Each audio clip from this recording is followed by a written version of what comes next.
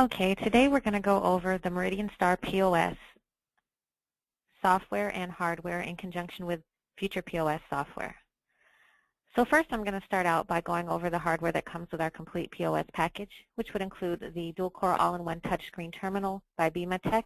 It is the BIMATech SB9015F, and as you can see, the credit card integration is on the side, and it is a touchscreen terminal. We also provide you with a complete package that includes the dual-core all-in-one terminal, the thermal receipt printer to go along with the terminal, the kitchen printer, the cash drawer, and we also include a keyboard and mouse for you. So this would be the complete point-of-sale package. Next, I want to get into our software. We have a few things that we'd like to point out here. Our software is fully customizable, which means we will work with you. We'll sit down and do the menu review and make sure that everything looks the way that you'd like it to look. We can utilize the different spaces. We can move the buttons around. We can make the different colors. We can basically fine-tune it to fit whatever requirements you're looking for within the screen layout. So that's something that is beneficial to you in working with Meridian Star. Some other things that you'll notice here on the right-hand side is you have the sign-on button, you have the clock-in button, and the clock-out button. The terminals can be used as a clock-in device for your staff, so they don't necessarily have to be in the system taking orders to utilize the point of sale as a clock-in, clock-out service. This ties into their hours worked and also running their payroll reports from the back office, which we'll show in a separate presentation. Today I'm going to go ahead and go in as a manager so that you can see all the functionality. We will also provide you with manager cards so that you can swipe to get in and out of the system, and also use those cards to override any servers or bartenders that you need to. Every employee is given an employee code, so that way when they log on, anything that they do within the system is tied back to their employee code. You'll notice here that when I signed on, an information box popped up asking me, did I want to clock in? These are completely customizable, and we can turn these on or off for your liking. But what this does is it creates a security measure for you so that people are not in and out of the software or in and out of the system when they're not supposed to be working, when they're not scheduled to work. So now I'm clocked in. To give you a basic overview of our layout, you'll notice that all of the commands at the top communicate with the invoice. You then have the food departments, which are located at the bottom, and you also have the different panels, which include the user panel and the supervisor panel, which is where you would find different functions that are assigned to the different job codes, such as the servers versus the supervisors. Today what I'm going to do is I'm going to go over a basic order just to get you familiar with how our orders ring up, how the modifiers work, how the parent items work, and then we'll move on to the back office presentation. If you do have a full-service restaurant, bar, or lounge, club, we can put in the table layout that you've submitted to us, and it can be implemented in different rooms. It does not have to be limited to just one room. So for example, here we have the main room of this establishment, but if you had maybe a patio, an upstairs, downstairs, we could put those different table layouts here, and your staff could then go to the appropriate section in order to ring up the table that they're going to put the order in for. So right now what I'll do is I'll walk you through a basic order, and I'll also explain some of the different functions that go along with the parent items that we'll be ringing up. So let's just say, for example purposes, I go to table 2, I seat them there, I seat the customers at table 2, I walk back over, and I begin to place the order in the system. I will then go to New Table, the main room, and I'll hit Table 2. And what happens now is that the system recognizes, as you can see here, that I am ringing up anything that's associated with Table 2, and it's check number 168. This area here is kind of the holding area. This is like the pending ticket or pending order area that has to be closed out. So in this case, we'll start ringing up the order. I'm going to start with buffalo wings and show you the modifiers here. As you can see, our modifiers are listed from left to right on the screen, and they can be up to 7 boxes that are going from left to right on the screen. Why this is a benefit is because with most softwares, you're ringing up each modifier individually. So if you happen to miss one or you mess up on one, you have to then delete the parent item and start all the way back over in order to get the modifiers correct. Whereas with ours, you can see everything going from left to right, which creates a little bit more efficiency for your staff members and helps them move a little bit smoother. So here I'll ring up the different sauces and the dipping sauce. And if you look down here to the bottom, you'll see that it gives me the option to select no more than 2 and no more than 1 for the dipping sauce. Again, this goes back to being customizable. We can put this here, or we can add up charges for anything past this particular limit. And that way, again, it creates your efficiency, your streamlining, and cuts down on loss. So now that I've rung up the buffalo wings, you'll also see here that the modifiers are indented to the right on the screen. They will print like this in the back kitchen, and they will be in red underneath the parent item so that your staff knows that they're associated with that particular item. But in this case, let's say that I did not mean to hit barbecue, I meant to hit teriyaki. With most softwares, as I said before, what you would have to do is you would have to delete the parent item and start back over. With our software, all you do is simply highlight the modifier. You go up here to remodify. The system identifies it as a modifier and understands that you're remodifying it. And then you simply choose the sauce that you meant to hit. It will immediately change it on the screen, and your staff member can then proceed to ring up the other items that they needed to put on the check. Huge time saver. So now I've rung up their particular items. I need to communicate this to the kitchen. So I'll go up here to my commands, and I will send the order off. As I did that, you may have noticed that there were some green dots that appeared next to the items that I've rung up. And what those indicators are letting you know that the items have been sent to the kitchen, and they are being printed in the back to be prepared. So if you wanted to pull this order back up, there are two ways that you can do it with our software. You can either go to your holding area here and choose the table that you are, if it was 2, 3, 4, or you can go here to New Table, and as you can see, the table is highlighted in red. That is also letting other servers know that this table is occupied. If they try to click on this table, it will let them know which server it's been assigned to, and it will not allow them to seat someone there. It will also tell you the turn time. It'll tell you the average time that the guest has been sitting there from the time that the order has been placed. You can pull up the order this way, or as I said before, you can pull it up by clicking it here in the center. As I said before, you will also notice that the green dots are here next to the items. These are indicators that these items have been sent to the kitchen. And what this also does is it allows you to monitor when people are taking things off of those orders. In most cases, when you have manual registers, you're able to delete things or void things off, and no one even has record of what has happened. So one of the main functions of a point of sale for someone who has never had one is to be able to streamline operations and limit that loss that's occurring where people are voiding off things and you can't track it. For people who have had POSs, they're familiar with the fact that once items have been sent to the kitchen, it should not be able to be removed from that ticket unless the supervisor is requested to do that void. So if I go up here and I try to delete it, you'll see here that it tells me that I'm not allowed to void the item without asking for a supervisor. At that time, if you would like to void that item or it was valid, then the supervisor would come over. He would highlight the item in question. You would then go to supervisor panel because you are a supervisor and you would be able to get in. And then you would hit void item and it would remove that from the ticket. If you want to clear your screen from this order, you're not adding anything to it, you're not doing anything with it, you had just pulled it up, you would simply go to send order. It will not resend those items again. It will just simply clear the screen. So to recap what I've just gone through, we sat someone at table 2, we rang up their order, we sent it to the kitchen, we then voided an item off by pulling it up, selecting that item and going into the supervisor panel and voiding it off. And then we sent it back to the holding area by simply hitting send order. If you want to pull up a ticket, you can do it one of two ways. You can pull it up this way in the holding area, or you can pull it up by the actual table that it's assigned to. If those items have been sent to the kitchen already, it will not resend those items. You can just simply clear the screen by hitting send order. If you add something to that check,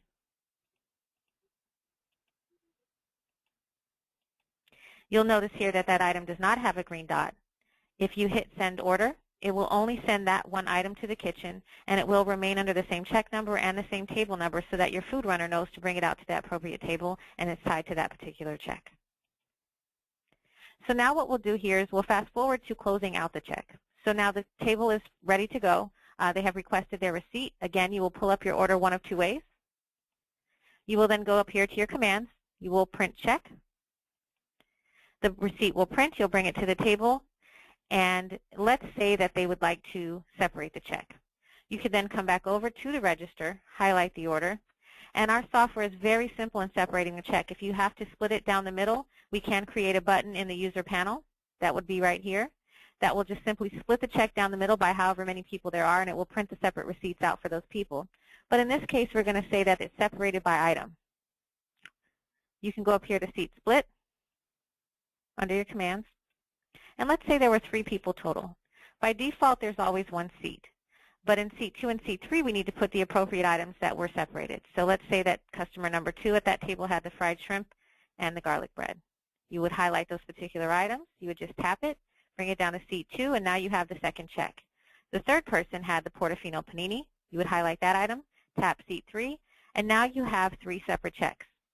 You would go up here to your commands. You would hit print separate check, and it would print 1, 2, 3 receipts for your guests. You would then bring it back over to the table. They would give you their form of payments, and you would come back and close out the check. By closing out the check, you would simply go to Settle Check. The system is going to ask you which seats are you settling. By default, it highlights all 3. Instead, you're settling the first seat. That person gave you, let's say, $10 cash. The change due screen will pop up. The receipt will print, and then you move on to the next seat. If that person gave you a card, then you would simply swipe it on the side. The receipt would print along with the signature line needed for them to sign and the tip line for them to add the tip. And now you would close out the third one. Let's say they gave you $2. Oops, sorry.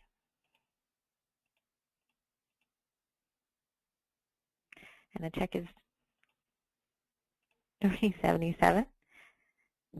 $337 is the balance. And now you've closed out that check.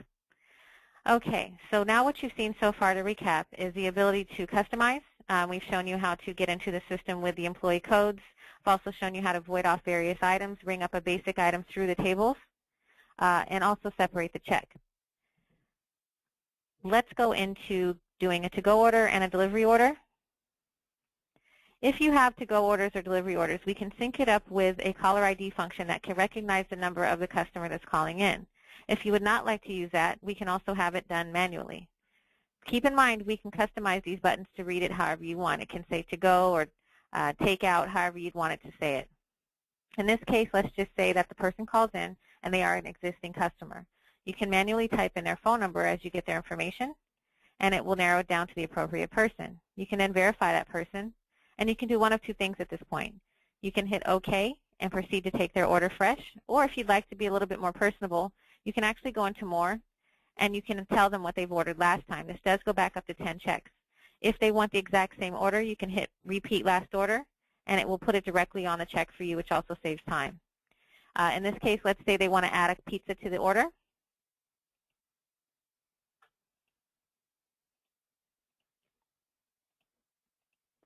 And now you have their complete order. If it's for pickup, you would just tell them that it's going to be 15 to 20 minutes or whatever allotted time that you have in order for them to pick it up. Tell them their total will be $42.82, and then you would just send that order to the kitchen for it to be made. The difference with it being sent from a table and from to-go is that this has identified itself as being to-go and has captured the person's name, so when they come in, you're able to identify their order here, and it's not tying up a table, as you can see. We can set this to where if it has been a certain amount of time, past 20, 30 minutes, whatever time you'd like, it can blink red so that you can then call that customer. You would simply highlight the order, go up here to customer, and it would give you that particular person's information. You can go into More as well and see pretty much everything that's associated with that customer. This also ties into any loyalty programs, any gift card programs we have, birthday programs. You can have meal programs for schools, for hospitals. So there's a lot that you can do when you start capturing the data, to include also their email address, and you can do third-party mailers from here and extract that data. So you have a lot going on within the customer database. So we'll go ahead and close this one out. She comes to pick it up. And if she'd like to use a gift card, that can be applied, cash or credit. Change due screen, receipt prints, and that's a complete order. The last thing I'm going to show you is the delivery orders. The difference between most softwares and Meridian Stars is that we actually have the ability to track the order in our delivery panel. So you essentially have a delivery dispatch center where your drivers can clock in, and you're able to assign those drivers to the particular order that's out for delivery, so you can always monitor what the driver's doing, where they are, if they're in, rotate the orders properly, and manage that from a different standpoint than you currently may be doing. So what I'll do now is I'll clock in someone else. Okay. Now let's go in and let's ring up a delivery order. It pulls from the same database. So in this case, we'll go ahead and just do, oops, Sally Green. She's delivery, and I'm going to show you two options here. There's going to be delivery if they exist in the system and delivery if they're new, so you can see how you enter your fields in. In this case, you'll want to verify her address is 123 Main Street, get all of her information, hit OK, and then proceed to take her order. We'll do a pizza.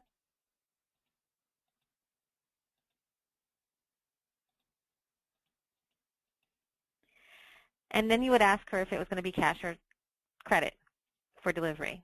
If it were going to be credit, then you would also want to utilize our user panel to go in to pre-authorize that card. And we can place this button anywhere that's comfortable for you. And at that time, you would get the credit card information over the phone. The card would authorize for the amount, and it would automatically send it off to the kitchen for you. Now, if you look in the delivery section, which is down here, this is the driver dispatch center. You'll see here that we have the order. What we also need to do is we need to add a driver. This driver is clocked in, they're on the books, and we need to assign that driver to the delivery. So now what happens is whoever's managing the delivery drivers going in and out, they can actually see who's taking what and when to expect them back in.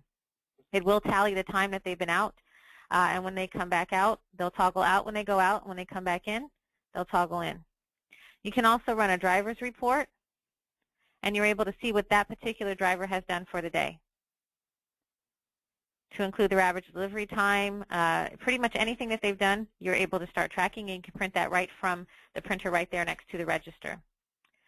You also have the ability to tie in Google Maps if you'd like us to, which will then print the directions from your location to that location on the receipt, or if you would not like to use that paper, you can also use this button here, highlight the order, hit OK, and it will take you to an external map, which is linked in through the internet, but it will allow your driver to see which way they're going. When the driver comes back, if it were credit card, they sign the credit card receipt. You can close out that order. If it's cash, you just cash out, however you guys do operationally.